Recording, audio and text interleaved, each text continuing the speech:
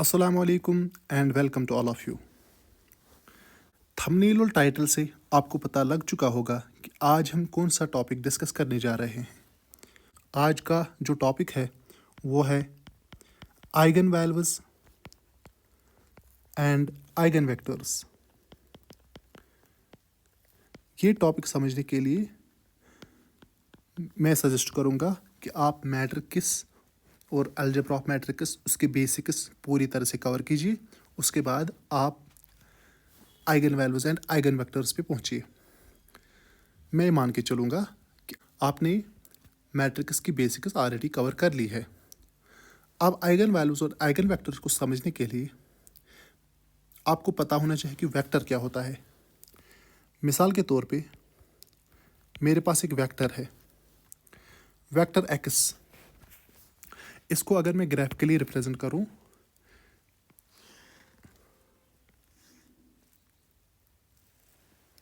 मिसाल के तौर पे ये हमारे पास कोऑर्डिनेट एक्सिस 3 है और ये हमारे पास एक वेक्टर है 3D में, 3 डायमेंशनल वेक्टर। ये एक्स वेक्टर है, ठीक है।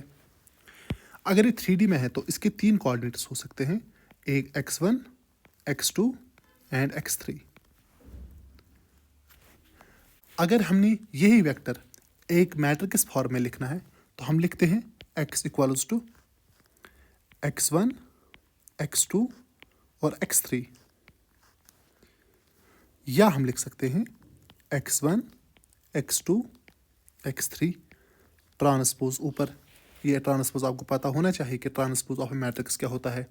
जब हम रोज को कॉलम्स में ट्रांसफ़र करते हैं या हम कॉलम्स को रोज में बदल देते हैं, एक ही बात है, तो हम उस टाइम बोलते हैं कि it is a transpose of matrix. अब चलिए, क्या आपको पता है कि मल्टीप्लिकेशन ऑफ मैट्रिक्स कैसे पॉसिबल है? अगर मैं 2 मैट्रिक्स का मल्टीपल करूं तो मुझे उसके लिए कौन सी मिनिमम कंडीशंस ज़रूरी होनी चाहिए? अगर ये मेरे पास एक मैट्रिक्स है n क्रॉस m, इसको मुझे मल्टीप्लाई करना है एक दूसरी मैट्रिक्स के साथ, क्या आपको पता है कि इसके लिए क्या होना ज़रूरी है? इसके लिए ये होना ज़रूरी है, अगर मेरे पास ये n नंबर ऑफ रोज है और m नंबर ऑफ कॉलम्स है, इस साइड से m है और इस साइड से n है, इसका मल्टीपल होने के लिए ये ज़रूरी है कि इसके रोज दूसरी मैट्रिक्स के नंबर ऑफ रोज बराबर हों m के, यानी कि इस साइड m हो और इस साइड ये कुछ भी हो सकता है, ये कुछ भी हो सकता है। लेट मैं मान के चलूं कि ये m क्रॉस p है, यानी कि m इसके रोज है और p इसके कॉलम्स। तब ये जाके पॉसिबल है कि हम इन 2 मैट्रिक्स का मल्टीप्लिकेशन कर सके और हमें जो रिजल्टेंट मैट्रिक्स निकलेगी वो किस डायमेंशन की होगी। यहाँ पे हम ये n लेते हैं और p, यानी कि इसके रोज n होंगे और p कॉलम्स होंगे। इस साइड ये n होंगे और इस साइड ये p होंगे, p number of columns and n number of रोज। अब मान के चलिए कि मेरे पास एक मैट्रिक्स है और इसको मुझे ऑपरेट करना है इसी ऊपर डिफाइन किए गए x के साथ। x के डायमेंशंस क्या है? 3 क्रॉस 1, क्योंकि उसके 3 रोज है और कॉलम एक ही है, क्योंकि एक वेक्टर है। ये मल्टीप्लिकेशन पॉसिबल होने के लिए, इन दोनों के दरमियान मल्टीप्लिकेशन पॉसिबल होने के लिए, या मैं ये कहूँ कि अगर ये मैट्रिक्स A है, अगर इसको ऑपरेट होना है एक वेक्टर के साथ तो इसके डायमेंशंस क्या होने चाहिए? पहले तो इस 3 से हमें पता लगता है कि इसके कॉलम्स 3 होने चाहिए। अब मसला है रो का। अगर मुझे इस मैट्रिक्स को ऑपरेट करना है एक वेक्टर के साथ ताकि मुझे एक वेक्टर वापस मिले, यानी कि मुझे इसका डायमेंशन जो है वो 3 क्रॉस 1 ही मिलना चाहिए, यानी कि मुझे एक अलग वेक्टर मिलना चाहिए 3 डायमेंशन में, like it is x dash. ये 3 यहाँ पे पॉसिबल होने के लिए मुझे A में नंबर ऑफ रोज भी 3 होने चाहिए। इसका मतलब अगर मुझे एक मैट्रिक्स को ऑपरेट करना है एक वेक्टर के साथ तो उस मैट्रिक्स का स्क्वायर मैट्रिक्स होना ज़रूरी है। जब हम इस मैट्रिक्स को, इस स्क्वायर मैट्रिक्स को ऑपरेट करेंगे, अब एक्स पे हमें जो रिजल्टेंट मिलेगा वो वापस एक वेक्टर मिलेगा जो कि शायद अलग डायरेक्शन में होगा, जिसकी शायद अलग लेंथ होगी। अब देखिए, ये जो मैट्रिक्स ऑपरेशन है, जब हम मैट्रिक्स को ऑपरेट करते हैं ऑन एनी वेक्टर, क्या क्या पॉसिबल है?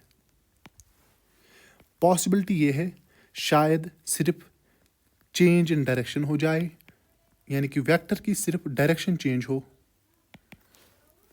या चेंज इन मैग्नीट्यूड हो जाए, यानी कि वेक्टर की लेंथ जो है वो इंक्रीज या डिक्रीज होगी।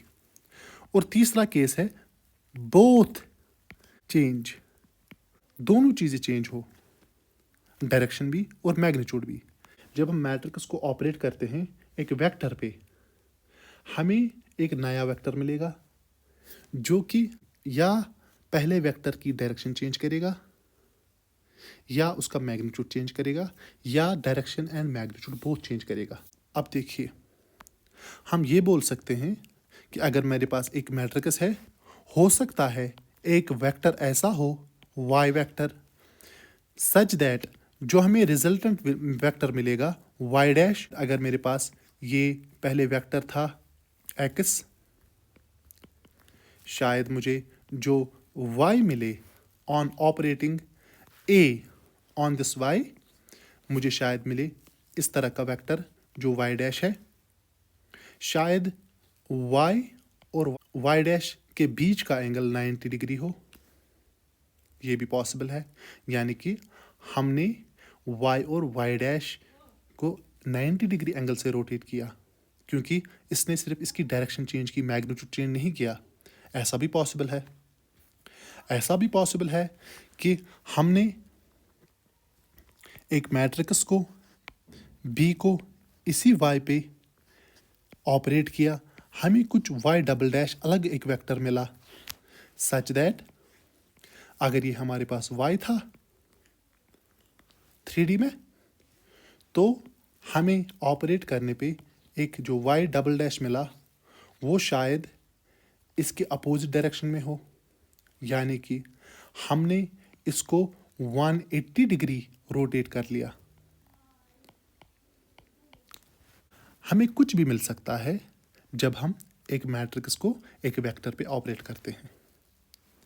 क्या ऐसा पॉसिबल है कि मेरे पास एक मैट्रिक्स हो जो कि एक स्क्वायर मैट्रिक्स है, फॉर एग्जांपल मेरे पास एक n क्रॉस n मैट्रिक्स है, और मेरे पास एक वेक्टर है जिसकी डायमेंशन n क्रॉस 1 है, ये कोई x है, ये कोई a है, सच दैट जो मुझे रिजल्टेंट मिले वापस, जो मुझे वो भी n क्रॉस 1 हो,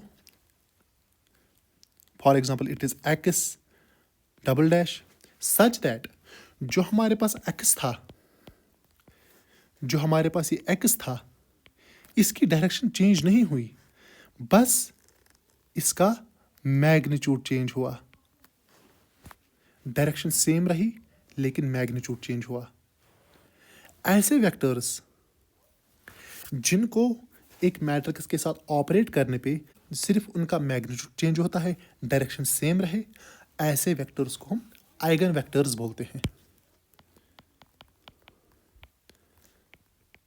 मैं फिर से रिपीट करता हूं, आइगन वेक्टर्स वो वेक्टर्स हैं जब हम इन पे कोई मैट्रिक्स ऑपरेट करते हैं, हमें जो वापस वेक्टर मिलता है वो हमें उसी डायरेक्शन में मिलता है जिस डायरेक्शन में पहला वेक्टर था, बट उसकी मैग्नीट्यूड चेंज हो जाती है। शायद इसकी मैग्नीट्यूड ज़्यादा हो या शायद इसकी मैग्नीट्यूड कम हो सकती है। Both cases are possible.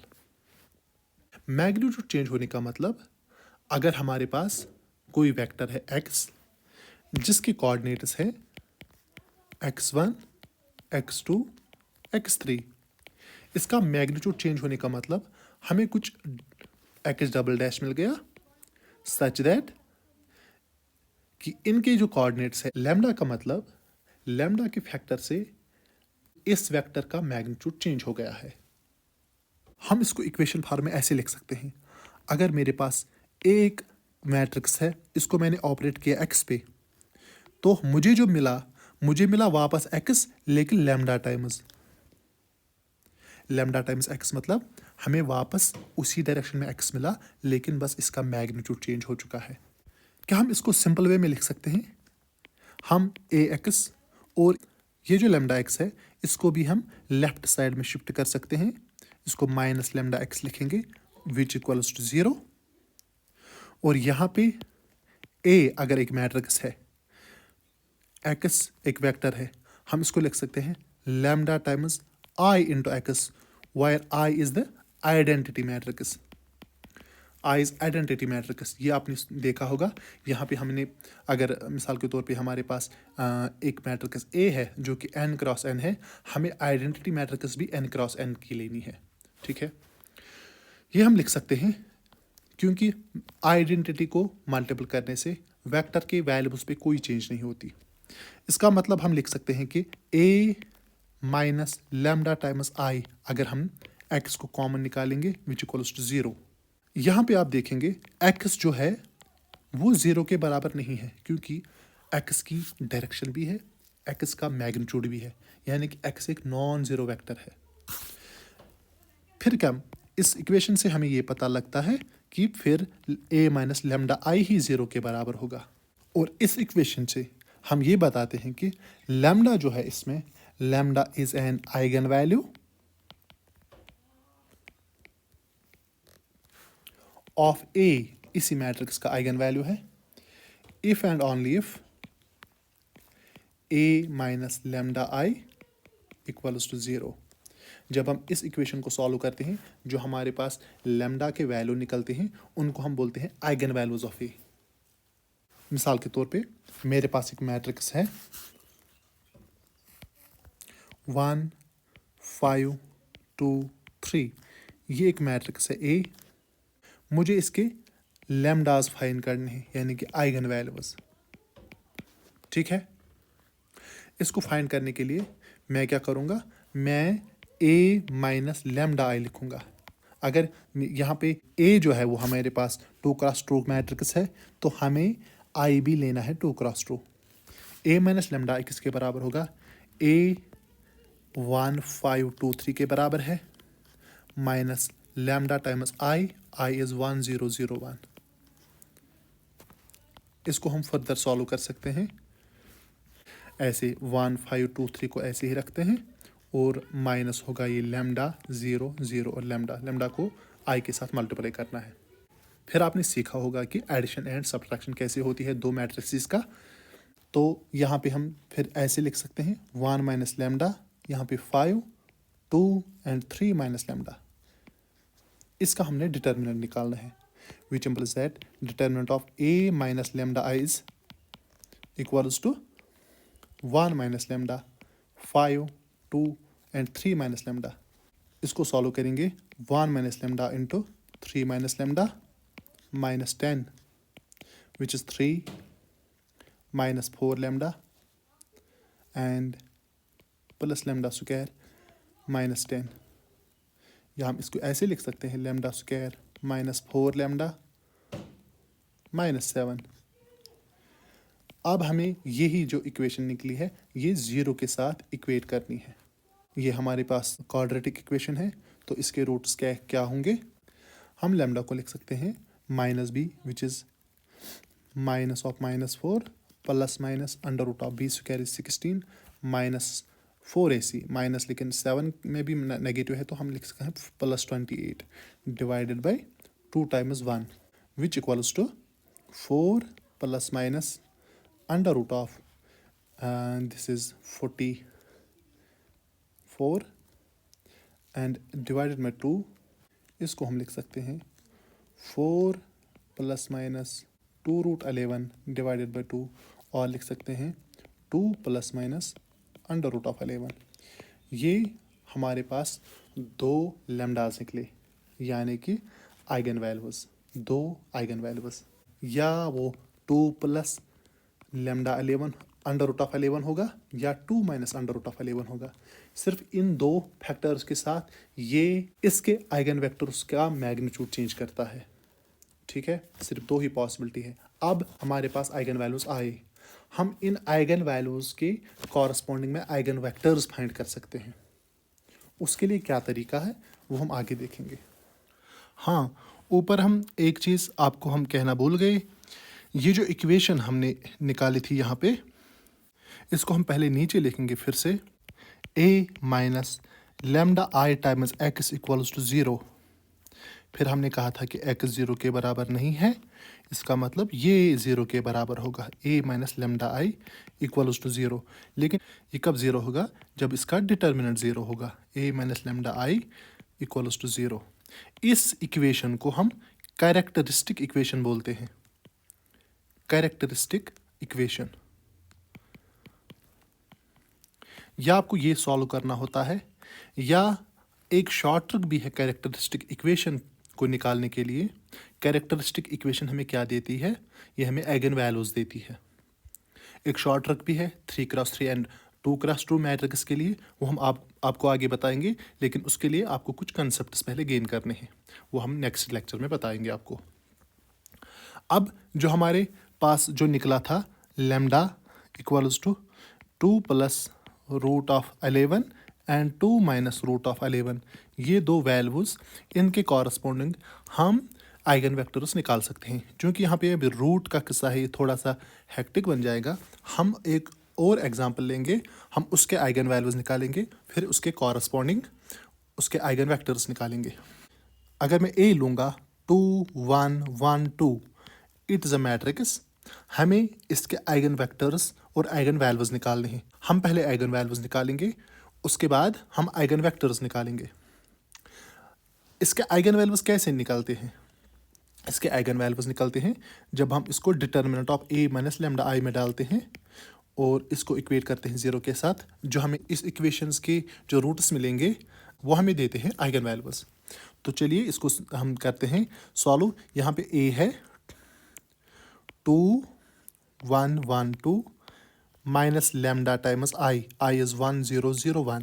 यहाँ पे हमने फिर से 2x2 मैट्रिक्स लेनी है। फिर इसके बाद ये है 2 1 1 2 माइनस लेमडा 0 0 लेमडा। मैं स्टेप बाय स्टेप कर रहा हूँ ताकि आपके लिए आसान हो। ये हो गया 2 माइनस लेमडा, ये 1 and 2 minus lambda which equals to 0। इसको फर्दर सॉल्व करते हैं। ये निकलेगा हमें 4 plus lambda square minus 4 lambda minus 1 equals to 0। Further solve करेंगे, lambda square minus 4 lambda plus 3 equals to 0। इसको हम अगर इसके वैल्यूज़ निकालेंगे, हम यहाँ पे मिडल टर्म स्प्लिट भी कर सकते हैं। इसको हम लिख सकते हैं lambda square minus 3 lambda minus 1 lambda plus 3 equals to 0। पहले में हम लेमडा को कॉमन निकालते हैं, तो यहाँ पे लेमडा माइनस 3 बचेगा, और दूसरे में हम माइनस 1 को बाहर निकालेंगे तो लेमडा माइनस 3 निकलेगा ऐसे। तो इसको हम फर्दर लिख सकते हैं lambda minus 1 into lambda minus 3 equals to 0। यानी कि लेमडा की दो वैल्यूज है 1 एंड 3। ये lambda equals to 1 and lambda equal to 3, ये दोनों, इनको हम बोलते हैं आइगन वैल्यूज। अब हमें इनके कॉरस्पॉन्डिंग आइगन वेक्टर्स निकालने हैं। उनको कैसे हम निकालते हैं? यहाँ पे अगर आप देखेंगे मेरे पास जो इक्वेशन है a minus lambda I times X equals to 0, हम इस लेमडा का वैल्यू इसमें पुट करेंगे इस इक्वेशन में, तो हमें x का वैल्यू निकलेगा। a मेरे पास ऑलरेडी है 2 1 1 2 minus lambda times 1 0 0 1 into x को हम सपोज करेंगे एक्स वाई के बराबर है, हमें एक्स एंड वाई के वैल्यूज निकालने हैं इक्वल्स टू 0। अब इसको सॉल्व करेंगे हम। ये है 2 माइनस लेमडा, और यहाँ पे 1 1 and 2 minus lambda times X Y equals to 0। इसको हम a का नाम दे देते हैं क्योंकि हमें फिर से यूज़ करनी है जब हम लेमडा का दूसरा वैल्यू देंगे। पहले हम लेमडा का वैल्यू देंगे, हमारे पास लेमडा के वैल्यूज़ हैं, एक 1 है और दूसरा 3 है। पहले हम पुट लेमडा इक्वल्स टू 1 करेंगे इन a, तो हमें क्या निकलेगा? ये निकलेगा 1 1 1 and 1 times X Y equals to 0। या हम लिख सकते हैं यहाँ पे, इसको जब हम मल्टीप्लाई करेंगे तो ये निकलेगा x प्लस वाई, नीचे भी आएगा x plus Y equals to 0। इस 0 का मतलब हमने ऊपर भी 0 लिखना है और नीचे भी, यानी कि ये दोनों के दोनों 0 के बराबर होंगे। x plus Y equal to 0 implies that x equals to minus Y. अगर हम x को देंगे 1, y निकलेगा -1। ठीक है, तो इसका मतलब जो कॉरस्पॉन्डिंग वेक्टर हमें मिला, अगर हम एक्सिस का नाम देंगे तो ये हमें मिला 1 and -1। ठीक है, ये एक है। अब दूसरा, पुट लैम्डा इक्वल्स टू 3 इन ए जो मैंने ऊपर लिखा है, इसमें डालना है हमें, इस इक्वेशन में। तो हमें क्या आएगा, ये आएगा 2 -3 1 1 and 2 -3 times X Y equals to 0। और अगर हम इसको सॉल्व करेंगे फर्दर तो ये -1 1 1 and -1 times X Y equals to 0। तो हम लिख सकते हैं -x प्लस वाई और नीचे x minus Y equals to 0, which is 0 and 0 ऊपर भी और नीचे भी। इसका मतलब -x plus Y equals to 0 which implies that x equals to Y. यानी कि अगर हम x का वैल्यू 1 देंगे, y भी हमें 1 निकलेगा। इसका मतलब अगर हमारे पास x डैश ये वेक्टर था तो ये हमें निकला 1 and 1। ये किसके कॉरस्पॉन्डिंग, जब लैम्डा हमारे पास 3 के बराबर था। ऐसे निकलता है eigen vectors and eigen values. इस सब का मतलब अगर हमारे पास मैट्रिक्स थी 2 1 1 and 2, इसको जब हमने ऑपरेट किया किस पे, 1 and -1 पे, जो हमारे पास आइगन वेक्टर निकला पहला वाला, और उसके कॉरस्पॉन्डिंग जो आइगन वैल्यू था 1 था, 1 टाइम्स 1 and -1। यानी कि इस मैट्रिक्स को जब हमने ऑपरेट किया इस वेक्टर पे, हमें वापस वही वेक्टर मिला। इसका जो मैग्नीट्यूड चेंज हुआ था वो फैक्टर 1 के साथ चेंज हुआ था, यानी कि इसका मैग्नीट्यूड चेंज ही नहीं हुआ था। अगर आप इसको सॉल्व करेंगे आप देखेंगे इसका वैल्यू यही निकलेगा। ठीक है, और उसके बाद और जो दूसरा रिजल्ट था वो था 2 1 1 2 को हमने ऑपरेट किया है 1 and 1 पे, जो हमारा दूसरा आइगन वेक्टर निकला था उसमें जो कॉरस्पॉन्डिंग आइगन वैल्यू था वो था 3 और इसका रिजल्ट था 1 ही 1। इसका मतलब जब हमने इस मैट्रिक्स को इस वेक्टर पे ऑपरेट किया, हमें वापस उसी डायरेक्शन में वेक्टर मिला, लेकिन उसका मैग्नीट्यूड चेंज हुआ था बाय फैक्टर 3। यही eigen values and eigen vectors का मेन मोटिव होता है कि हम ऐसे वेक्टर्स निकालते हैं जिसकी डायरेक्शन चेंज ही नहीं होती है जब हम उसको किसी मैट्रिक्स के साथ ऑपरेट करते हैं। और दूसरी चीज़, हमें आइगन वैल्यूज मिलते हैं, यानी कि हमें जो उनका मैग्नीट्यूड चेंज हुआ होता है उसका वैल्यू निकलता है कि किस फैक्टर के साथ उसका मैग्नीट्यूड चेंज हुआ है उस वेक्टर का। तो आज के लिए मुझे लगता है इतना काफ़ी है। अब हम नेक्स्ट लेक्चर में देखेंगे कि क्या कैरेक्टरिस्टिक इक्वेशन का कोई और तरीका है निकालने का, और कैरेक्टरिस्टिक इक्वेशन हमें आइगन वैल्यूज देंगी और आइगन वैल्यूज से हम आइगन वेक्टर्स निकाल सकते हैं। अगर हमारे पास इजीली कैरेक्टरिस्टिक इक्वेशन आएगी तो हम इजीली आइगन वैल्यूज निकाल सकते हैं और उसके बाद उनके कॉरस्पॉन्डिंग आइगन वेक्टर्स निकाल सकते हैं। तो मसला सिर्फ किसका है, कैरेक्टरिस्टिक इक्वेशन का। हम अगले लेक्चर में देखेंगे कि हम शॉर्ट ट्रिक से कैरेक्टरिस्टिक इक्वेशन कैसे निकालेंगे इंशाल्लाह। तब तक के लिए आप हमारे साथ बने रहिए। इस चैनल को सब्सक्राइब कीजिए और इस वीडियो को भी लाइक कीजिए ताकि जो अपडेट्स हैं इस चैनल पे वो आपको मिलते रहें वक्त पे। तब तक के लिए आप अपना ख्याल रखिए। अल्लाह हाफिज़।